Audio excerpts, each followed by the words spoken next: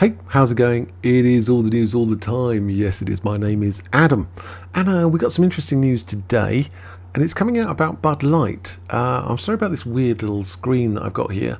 I've had to copy and paste from a paywall hidden website. So I've copied and pasted it and put it into a Word document. But yes, this is kind of a bit odd. But I think you'll like what you're. I think you'll like what you're seeing, because we're talking about Bud Light here, that classic American, weak, poorly made, generic lager. Which is not great at the best of times. Anyway, they're owned, as we know, by AB InBev, this Belgian company, right? So AB InBev, next hurdle, the next hurdle, they've already got to jump over this first hurdle, which was bad, is accepting the Cannes Marketer of the Year. So Bud Light is going to accept the award for Marketing of the Year. Can you?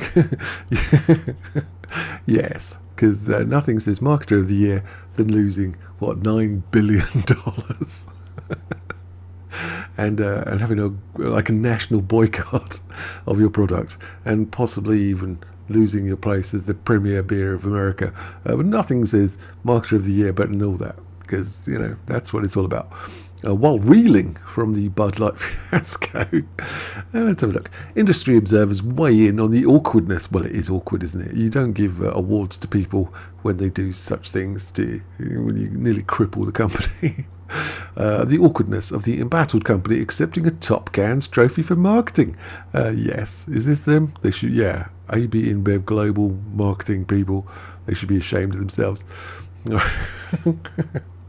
When Cannes Lions, whoever they are, announced in March that Anheuser-Busch InBev would be honoured this summer as its first ever back-to-back Creative Marketer of the Year winner. They're regretting that now.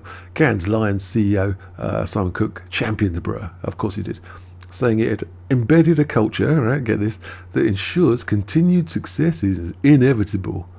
Simon Cook couldn't be more wrong. Could not be more wrong. Embedded a culture that ensures maximum failure is very, very likely.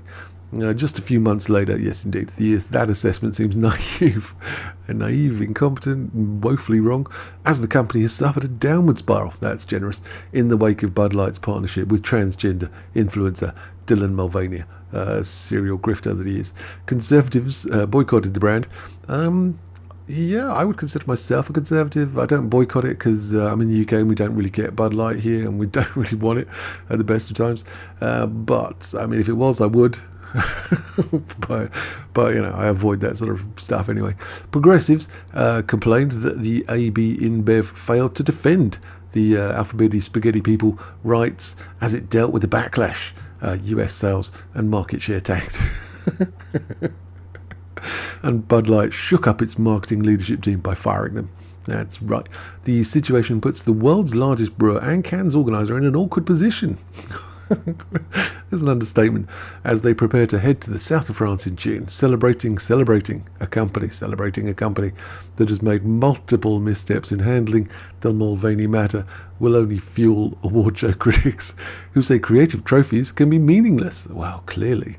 I mean, it's clearly gibberish, isn't it? At least when it comes to business results. If you give an award to these people, to the marketing team, you just can't justify it, and you can't look people in the face and say, oh yeah, we're giving the award to the Bud Light marketing team.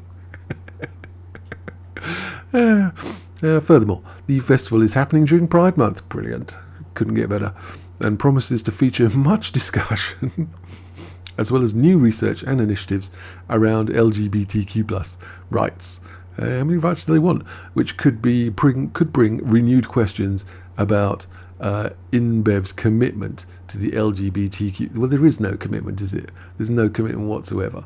And this is one of the sort of reasons people disliked it so much. Not because they have an issue with LGBTQ+ stuff.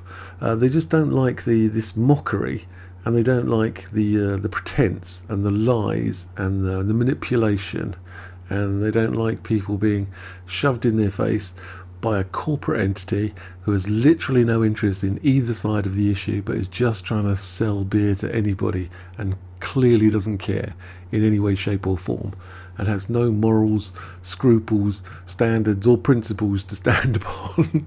Has nothing, and would just, I don't know, they'd sell their own grandmother for tuppence halfpenny.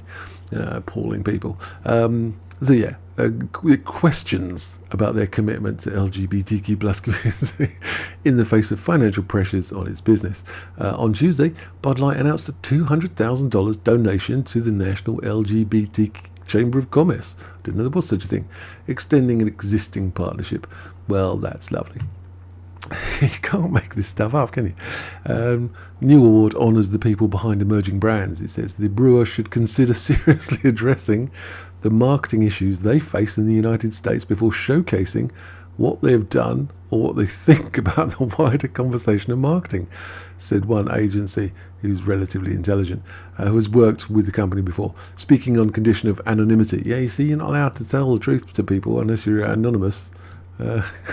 See, it's a Word document. Seriously addressing the marketing issues they face in the United States before showcasing what they've done.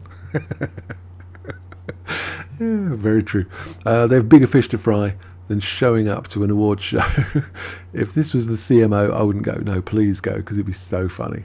That would be so funny. I'll make a whole video of Bud Light receiving Marketing Team of the Year award. That would be priceless. But another agency, familiar with the brewer and long-time Cannes attendee, said they should stick with its Cannes presence, noting that much of the work for which it is being honoured does not involve Bud Light, nor the US. That's not going to work, though, my friend.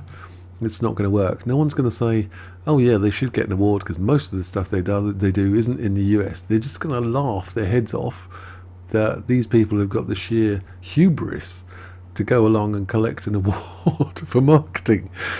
I mean, I'm going to laugh my head off.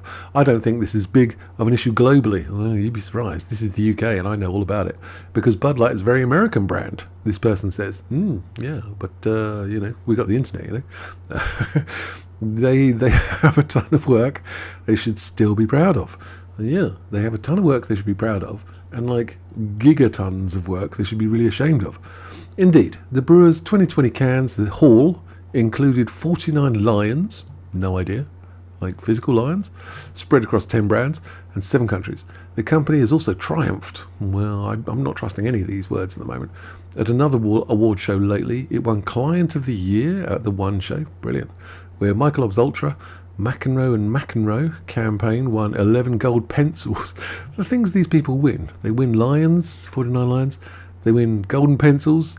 I mean, it's all just random tat, isn't it? I mean, you got like silver staplers, and it took home 5 grand Clios. I like the Clio, it's quite a good car. 2 for the Michelob Ultra campaign. I can't carry on reading this gibberish. All we need to know is that InBev is getting awarded Marketer of the Year, even though it's involved with Bud Light. Well, there you go. Let me know your thoughts, and I will see you guys later.